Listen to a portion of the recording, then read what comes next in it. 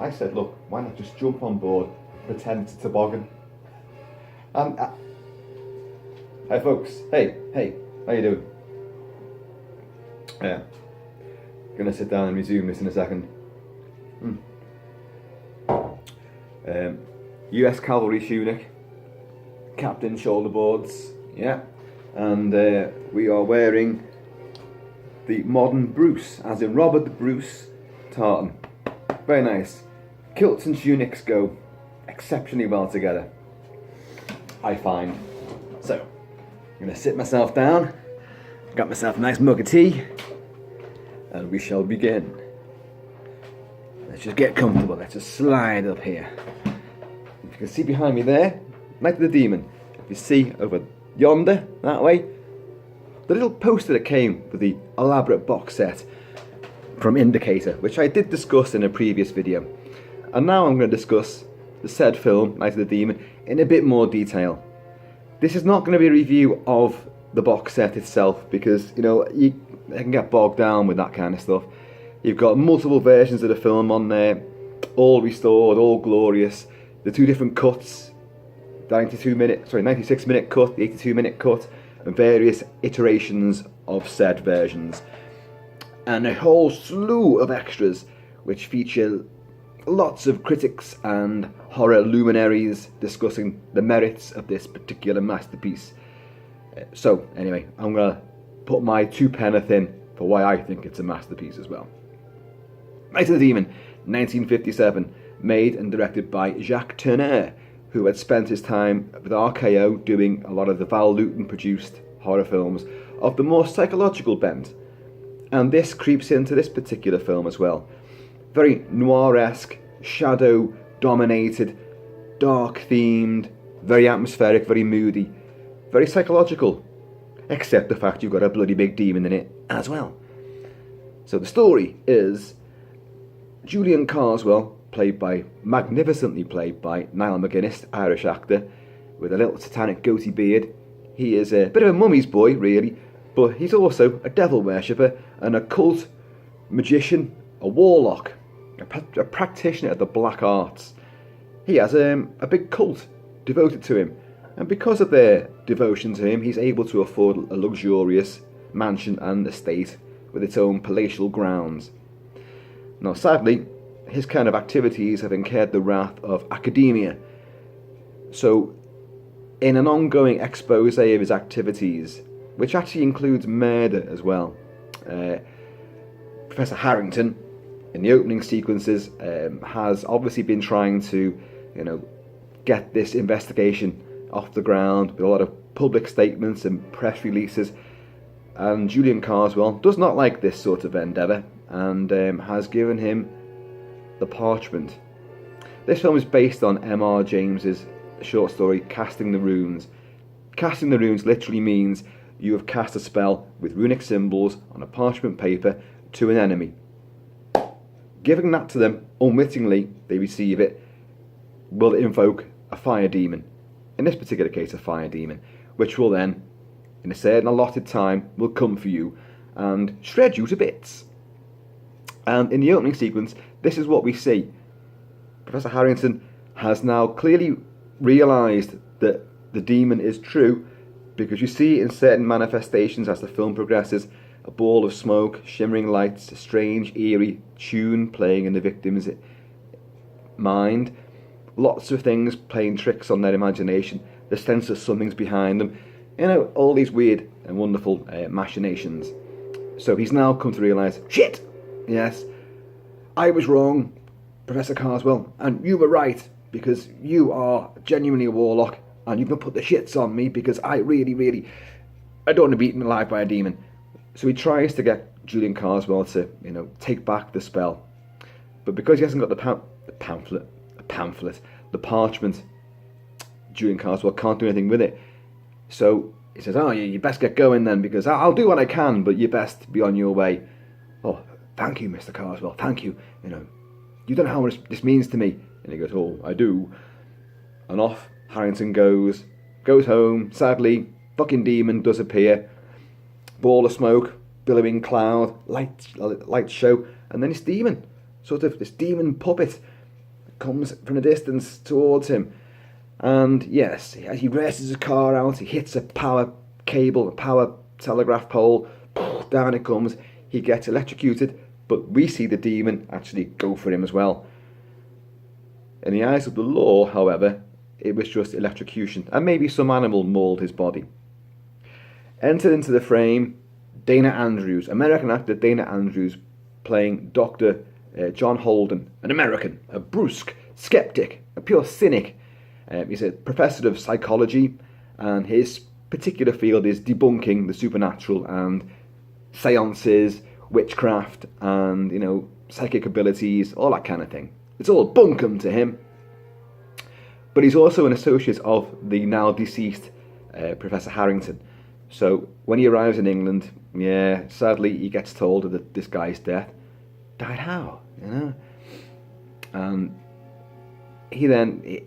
he's going to take up the mantle, as well as being in the UK for a conference. He's also going to pursue Julian Carswell, because he and Harrington were both working on this expose. Aided and abetted by, he has other academics there as well, who are kind of like, you're going to give this talk on, you know, demonology and, you know, how it's all bullshit. Well, have you seen these woodcuts and pictures here? These are all guys who are kind of, you know, well, a bit more on the fence, you know, and maybe you shouldn't be as close-minded, because there's a bigger, wider world out there. Are you telling me that Harrington was killed by a demon? Well, you know, you shouldn't be so blinkered, because there's wilder things out there than even you can imagine. He also has the niece, the pretty niece of Professor Harrington, played by Peggy Cummins, and she totally believes that something nasty and supernatural to do with Julian Carswell happened to her uncle. She's read his notes. She knows that he was worried that something was behind him. He was going paranoid. Carswell figured hugely in all of this. So she tries to warn, you know, our boy. And he's appreciative of, you know, the concern that a pretty young kindergarten teacher takes in him. And who wouldn't be? And, you know, but he's still dismissive of all the threats and the genuine, you know, dilemma that he may well find himself in. And this dilemma will transpire when he takes a little trip to the British History Museum and to its round room, its famous and esteemed round room library. And as he's there, to research certain books, you know, which Professor Harrington had indicated in his own research notes would be vital to understanding what's going on with Julian Carswell and his devil-worshipping cult. But he can't find one particular book which is really, really important. And Carswell suddenly appears. And, you know, and Carswell's a very effete mummy's boy sort of character. He lives alone, well, he lives with his mum in this palatial mansion. And he's a rotund, jovial, you know, avuncular sort of guy. You know, he's not, in the original story by M.R. James, he's quite a nasty, aggressive, sadistic sort of person, prone to playing tricks on the local children. He'll produce snakes and horrible, you know, elaborate tricks, you know, macabre tricks to scare them. Whereas in the film, he's depicted as quite benign. He will practice white magic as well as black magic. And he entertains the kids on Halloween with, like, a, you know, Bobo the Magician, and he'll pull puppy dogs from a, you know, a top hat, and he's great to the kids. But this is the thing about him: as a villain, you like him because he is charming, he is suave, he is, you know, smarmy and very intellectual. But he gives every opportunity to his would-be victims to get out. Look, leave me alone. Don't probe into this, my interests and those of my people. We just want to be left alone. Just leave us alone, and, you know, no harm will come to you.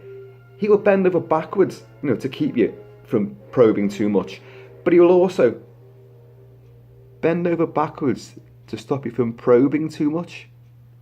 Is that a different film I'm talking about? Anyway, back on a more serious tack. A bit of a hair flick, because it's kind of getting a bit manic. He meets, you know, Holden in the library, and he says, look, the book you want, you know, because they can't find the book, this particular book, the British Museum can't find it. There's only one copy and it should be here. I'm having it checked, says the librarian. And he goes, well, I've got a copy. I would gladly put it at your disposal. It's in my house in the country. Why not come along? And he goes, oh, and Holden goes, and the British Museum doesn't have the only copy. Well, it seems not. And then he introduces himself, and he's like, well, you didn't follow me here, did you? Oh, dear boy, no. Let's just call this meeting here coincidence, as you scientists would say. Accidentally, on purpose, he knocks Holden's research notes on the floor of the desk. When he picks them up, he shoves the parchment in. Because Holden has said to him, I don't care what you say, I don't care how you try and persuade me, I am still going to expose your cult for what it is, a sham and a complete, fabrication. You're just using and exploiting people. So he's not going to give in. So he's got the parchment now, clearly. And that then will transpire over the next few days that the demon will be coming for him. Certain things happen,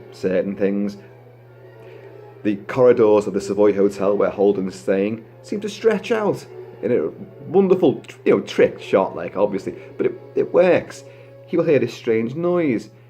He will begin to feel, cold when everyone else is feeling hot, or hot when everyone else is feeling cold. The world is playing tricks on him. Reality is bending and shifting around him because he has entered, as Carswell says, what is this twilight between the real and the unreal, between imagination and cold hard fact, and it's wonderful because Dana Andrews, who was a renowned booze hound, and he was an older guy. This is a guy approaching 50, Peggy Cummins, who becomes a slight love interest. It doesn't really, exploit that angle, which is for the best. There's clearly an attraction there, clearly, but his brusque nature, drives out up the wall half the time, but he's so steadfast in his beliefs that to see him crumble, as more and more things happen, and he tries to attribute it to, look, there's a reason for this, everything has got a basis in reality, it's accident, it's natural, it's coincidence, it's this, that and the other, and then everyone around him say, no, this is not the way it's going to be. He's been given a business card by Carswell, which had your time allotted, is 3 days from now. So he's only got a very short time to try and unravel this, and if it turns out to be true, then, try and defend himself against the demon. Now, the clever thing about Turner's movie, and the controversial element, has always been the demon. Should the demon have been seen?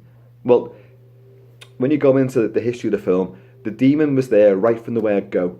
The earliest version of the script had the demon in, so it was always meant to be there. Jacques Tourneur did say, that the director, on many times, no, I didn't want the demon to be seen. I wanted it to be left to your imagination. There could be a demon, but it could all be psychological as well. So when someone will die by the demon, they'll also be hit by something else. They'll fall out of a tree. They'll be hit by a car. So it could be their death could be attributed to a natural cause. And people do argue back and forth that the demon shouldn't be seen, that a film will work better without it. I don't think so. I really genuinely do not think so. I love this demon. I love its face. Created by Wally Vivers. That's the close-up of it. Now, people complain when you see it, and its nose wrinkles, when it's about to slay someone, its victim, that it's a bit rubbery. Well, it goes with the turf. It looks great to me. Only the shots when you see it approaching, and you see its wings, and it's supposed to be stomping towards, from a distance, and it's a bloody big thing. We're talking Godzilla size here, and it's coming towards this victim from this distance. But it looks a bit hokey, because it's just a marionette, and it's, when I was a kid, I used to watch this film a lot, and I loved those distance shots too.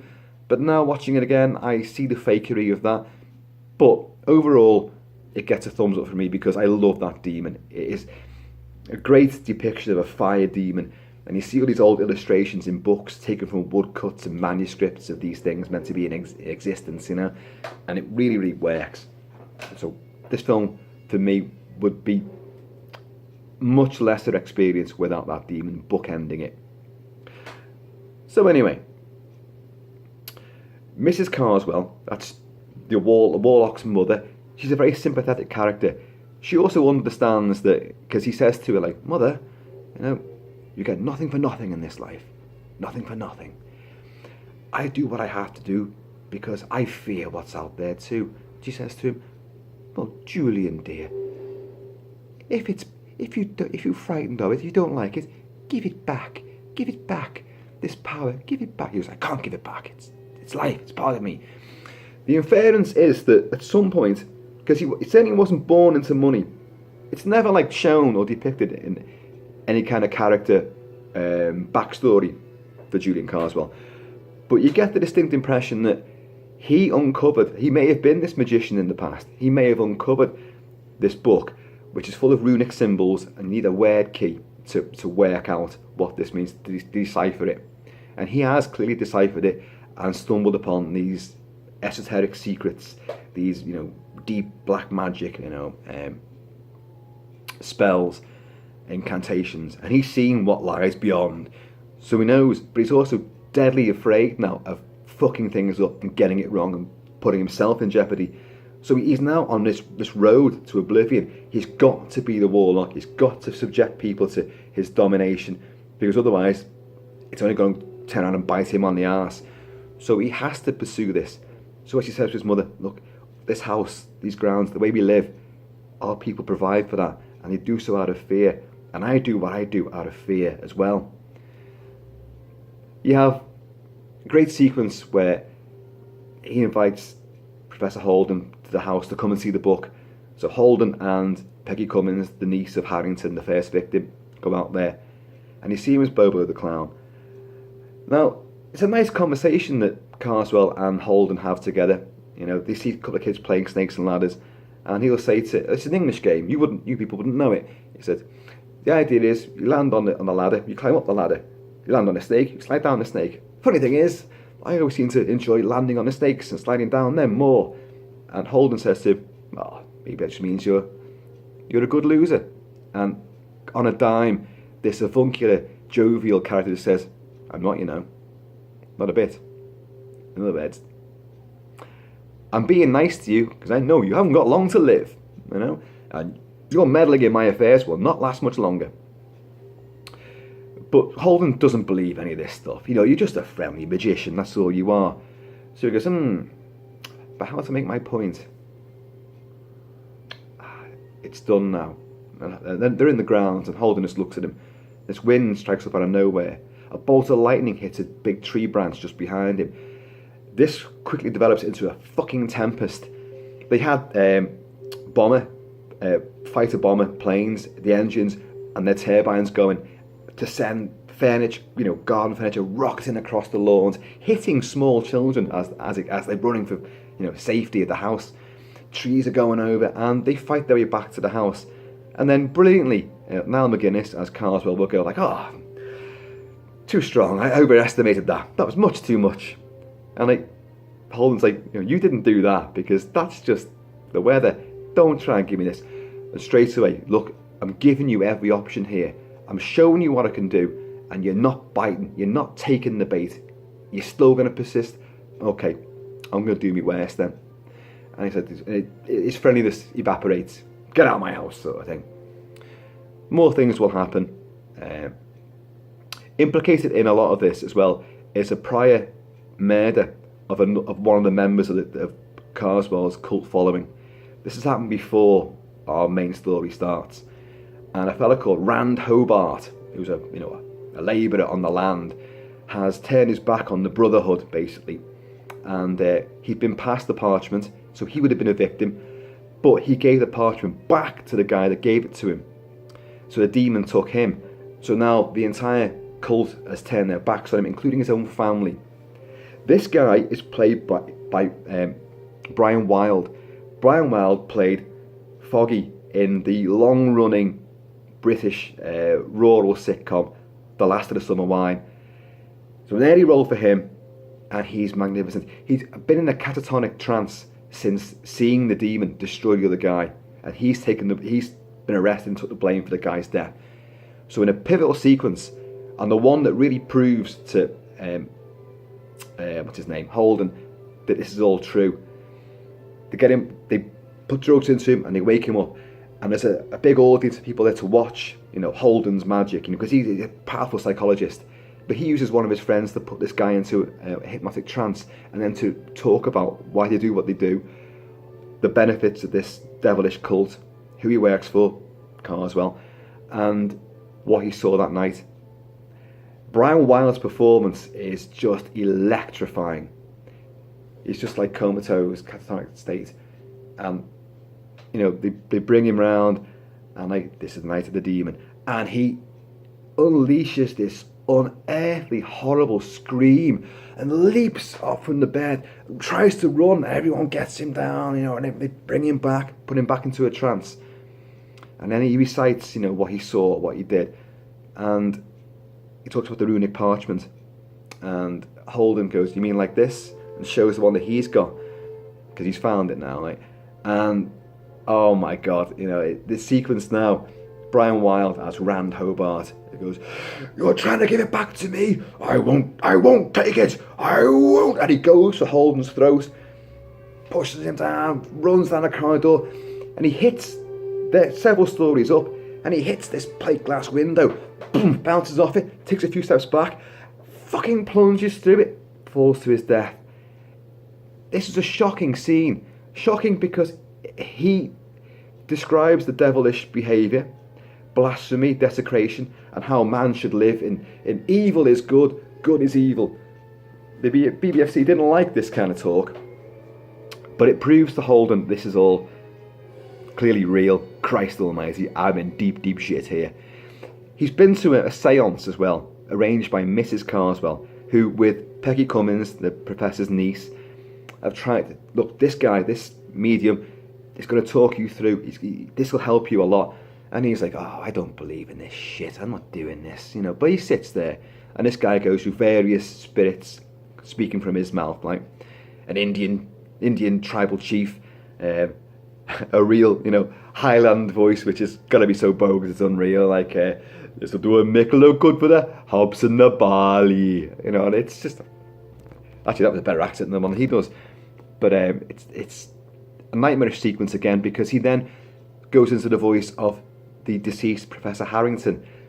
"It's in the woods, I can see it, it's coming for me, you must warn Holden." And anyway, he still didn't believe any of that, but all these things have transpired. A meeting with Rand Hobart's family, who see the runic parchment in his wallet, and they go, "He's been marked, let no one raise a hand to save him," and all these things begin to amalgamate into Holden's, finally, his crumbling belief in his own world values and world view. Look, there's more to this, and I really out of my depth here. A little trip to Stonehenge, because apparently Stonehenge has runic symbols carved into the monoliths. It doesn't really. But this film also, in a little weird thing, they can travel from the Savoy Hotel out to Warwickshire and back within a day, and in a little old jalopy, and then he can also go from the Savoy to the rural enclave of the land surrounding Julian Carswell's estate to meet the Hobart family in their hovel, their farmyard hovel, and then he can go up to Stonehenge. These trips are hundreds of miles, but doesn't matter. The pacing of this film is electric. There's incidents almost all the time. The dialogue scenes are wonderful. The screenplay, I've forgotten the guy who wrote the screenplay. It went through various versions, and I have forgotten the name of the guy. It happens. Alzheimer's kicks in with Kilt-Man these days. So many films, so many names and details. And tea going cold as well. But the pacing, the structure of it, you have a sequence where Dana Andrews as Professor Holden breaks in to the Carswell estate to try and find that book, and read. Because he knows Carswell's deciphered the book, so I want to find his word key and read a bit myself. I've got to learn more about this. And when he goes in there, this is an electrifying sequence, this, because you see him, very noir-esque film photography. He breaks into an upstairs window, which of course we know it'll transpire it's been left open for him, because this is another way that Carswell's going to try and convince him, you know, that what I do is real. You can still get out of this now. It breaks in, and he goes down the stairs, and as he turns each part of the staircase and goes into the main hall, we'll see a hand on the staircase above him with a sharp, you know, blurt of Clifton Parker's awesome soundtrack, like dinner, and then you'll cut to Holden looking back to where that hand should be, and there's nobody there. It happened a couple of times. He gets into the library. He finds, left conveniently and on purpose on the desk is the book, the big old book on witchcraft, and the word key so he can decipher it. And he's lighting matches. Carswell's cat, called Grimalkin, a very popular name for cats in the Dark Ages, you know, suddenly turns into a leopard. And for what couple of brief shots, it's a real leopard, but for most of it, it leaps at Holden. Holden's battling with this, you know, toy. But it looks alright, you know, and he's fighting with this, and he's about to hit it with a fire poke, and the door's open, and like Carswell walks in, my boy, what are you doing, my cat? You know. And the cat's turned back, it's turned back into a normal kitty cat. But the point is, you know, and Holden's mind's now really in tatters. He still refuses to back down, and he goes back through a walk through the forest. This is a great sequence, this. Jacques Tourneur, Cat People, and The Leopard Man, incidentally, had two great sequences where a protagonist would be walking from one place to another, pursued by something which you will not see, but you know it's there. Very famous sequence, especially in Cat People. But this one even tops that, because he goes back through the forest, spookily lit, and he will see the beginnings of the demonic manifestation. And you'll see smoking footprints in the ground. Boom, boom, boom, smoke rising from it.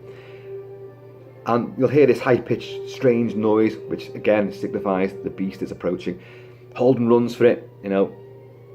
The thing, because his night is not up that night, he's still got another night to go, which will be the next night. And but now he's got one thing to do now, and that's speak to Rand Hobart. I discussed that sequence.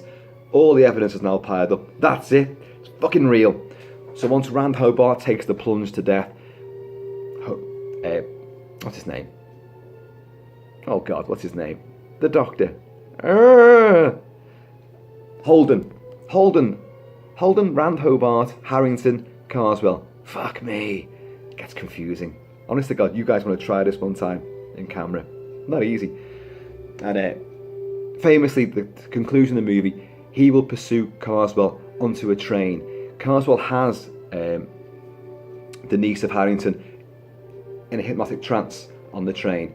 Holden now he's got one chance now. He's got to have to give the parchment paper back to the guy that dealt it to him. But of course, Carswell knows this, so he drops his cigarettes on the floor. Oh no, you keep them, because I'll pass them back to you. I'll pass your books. No, you keep it. I found it here. You know, he would do anything to not take anything back. But the police have been involved in this too, and the police storm the train carriage at the same time, and they're very eager to find out what the fuck is going on with all this. And at a stop which he wasn't meant to get off, Carswell makes his excuse. I'm getting off here. I can leave any time I want. I'm not under arrest. You can't touch me. And the cops go, well, don't you want your hat and coat? Oh yes, please. But Holden picks him up, and he's put it in the pocket, gives it to him. It's got to be passed to him, you see. You've got to accept it. And he takes him out. Oh, you passed them to me. You passed them to me. And he takes it out. And of course, the parchment, because the time is almost over, it's a minute to 10 o'clock on the final night. That's when the demon's going to appear and take whoever's got that parchment. And it flies out of his hand. It scuttles down the carriage on a wire. In high definition, you can see that wire really well. Flies out of the train and down the tracks. Carswell running after it. He's got to catch it first so he can give it back. The music's building up. And as he gets near it, and a minute at 10 o'clock suddenly hits, it bursts into flames. At that same time, he looks up, and there's the demon manifestation coming down the tracks. The demon will appear again. And at the same time, conveniently for skeptics, of course, at the same time as the demon gets hold of him, and it's quite funny. It's like a man in a fucking Godzilla suit, or so it looks. picks him up and goes and throws the body down, ripped to shreds. At the same time as that happens, a train goes rushing past. The cops and people on the platform, my God, the train hit that man, because they haven't seen the demon. They leg it down there and his body's all smoke and mess on the tracks. And so for skeptics, he was hit by a train. But for us, because we know, it was the demon. And this whole film works because we know the demon exists. Right from the word go, Carswell is not lying. The demon is true. So when you see Holden arrive and his skeptical mind, we see him taking risks that we know are genuine risks because, man, he's not lying. That demon is coming for you and you're doing really stupid things. So the suspense is born out of all of this. The constant errors that he makes, the constant, look, jutting chin, I'm not falling for this. It's genius, absolute genius.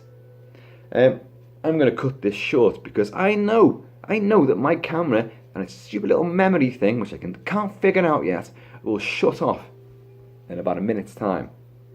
So that was a rocketing tour through Jacques Tourneur's Night of the Demon, aka Curse of the Demon on American prints, or some American prints anyway. I give this, if I had to give a rating, a 10 out of 10. It is sheer magnificence. It's class. Production values are superb. The effects are largely brilliant. The dialogue is excellent. Performances are electrifying. Niall McGuinness, awesome. Dana Andrews, who gets panned. I think he is the rock this film revolves around. The rock that gets eroded. So many set pieces are electrifyingly exciting and full of dread and suspense. If you haven't seen it, well, I've kind of given the ending away, haven't I? But, do get it. The version that's come out on Blu-ray only a few days ago from Indicator, Powerhouse Indicator, is just a sumptuous, lavish box set with so much love and attention, bestowed upon it. Deservingly. All the extras will give you a full, background and a real appreciation for what went into this landmark, seminal, British-made horror movie with a long-lasting, in fact, eternal appeal. Like the demon. Should any avuncular, goatee-bearded fella pass you something during the course of the day, run away! Don't take it! Run away! You can't trust him no matter how nice he appears to be, even if he's Bobo the Clown. Folks, keep it real. Keep safe. Watch out for demons. Keep it Celtic. And I'll be back again soon.